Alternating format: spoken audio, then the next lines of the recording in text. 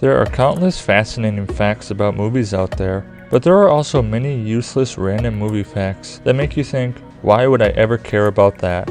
Before I get into my 20 useless movie facts, make sure you like and subscribe if you want more content like this. Back to the Future is an 80s classic movie about time travel, but did you know that Disney was originally supposed to produce it, but they ended up turning it down because they thought the mother-son relationship between Lorraine and Marty would be too risque. Jaws is a movie that still resonates with audiences today about the fear of the ocean. The author of Jaws was Peter Benchley, who actually makes a short appearance in the movie as a TV reporter. He reportedly was thrown off the set after having an argument with director Steven Spielberg over the ending of the movie. We can't imagine anyone else but Viggo Mortensen playing Aragorn in Lord of the Rings, but he almost didn't play him. He replaced actor Stuart Townsend last second, and the only reason he decided to stay and play Aragorn was because his son begged him to. The Good, the Bad, and the Ugly is an iconic spaghetti western that still has people whistling the theme song today. The bridge that was blown up in the movie was prematurely detonated by a Spanish army captain, so it had to be rebuilt only to be blown up again.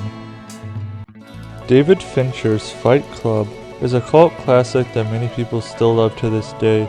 During the fight scene between Edward Norton and Brad Pitt, David Fincher had a stunt guy fall down the stairs 12 times. He ended up using the first take.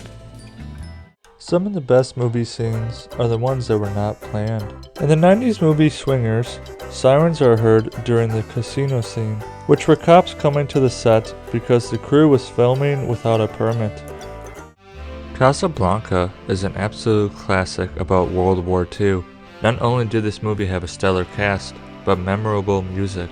The pianist Sam, who is played by musician Dooley Wilson, was actually a drummer and couldn't play the piano at all. Dooley was mimicking an off-screen pianist to make the scene look real. Alien is a movie that traumatized generations and a movie that went down as one of the best sci-fi movies ever made. During the scene where the characters discover the facehugger's eggs, the lights of the eggs were provided by Roger Daltrey and The Who. The band was rehearsing for their laser light show next door to Ridley Scott's set. The Dark Knight is arguably one of the best Batman movies ever made, and its box office numbers are rather impressive.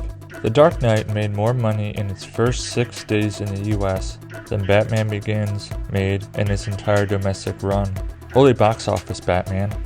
Catch Me If You Can recalls the real-life events of conman Frank Abagnale Jr., but did you know that the real Frank Abagnale Jr. makes a short cameo appearance in the movie as a French policeman who arrested Leo? Kind of poetic justice in a way. Drive is an adrenaline-pumping Ryan Gosling film about a stunt driver who lives a double life. The ironic thing about this movie is that the director, Nicholas Winding Refn, failed his driving test 8 times. Christopher Waltz is an incredible actor with a wide range of roles. His most notable role is Hans Landa, the man who hunted and killed Jews, in Quentin Tarantino's Inglourious Basterds. The ironic thing, Christopher Waltz has a son who is a rabbi. Taxi Driver is one of Robert De Niro's most iconic roles, about a man with a bad case of insomnia. It's a very gritty, disturbing movie that racked up a few awards. The writer for this movie, Paul Schrader, wrote the movie in 5 days. It is rumored he had a loaded gun by his desk for inspiration and motivation. Jurassic Park was a larger-than-life spectacle that made us all fall in love with dinosaurs, no matter our age. Speaking of age, did you know that there was a 20-year age gap between Sam Neill and Laura Dern in this movie? Laura Dern was only 26 at the time of filming. Armageddon is the go-to movie about astronauts, but it is far from accurate. It is so inaccurate that new managers at NASA have been tasked to see how many errors they can find in the movie. The number of errors so far is more than 160. Director Christopher Nolan is known for making his movies look as realistic as possible. The cornfield scene from Interstellar is a great example. They actually grew a whole field of corn, shot the scene, and then sold the corn for profits. Gone with the Wind is a timeless classic from the golden age of Hollywood. An interesting fact about this movie is the first scene of the movie that was shot was the burning of the plantation. This scene was actually shot before filming even began. It was all old sets that needed to be burned anyway to make room for the sets that needed to be built for the movie. Cleopatra may have starred one of the most beautiful women in the world, Elizabeth Taylor, but the movie sadly cemented its legacy as one of the biggest movie bombs of all time. Apparently during the premiere of Cleopatra, Elizabeth Taylor had to excuse herself to go throw up in the bathroom because she was quite disappointed with the production of the movie. Alfred Hitchcock's Psycho still has a chilling effect on people today, especially the classic shower scene.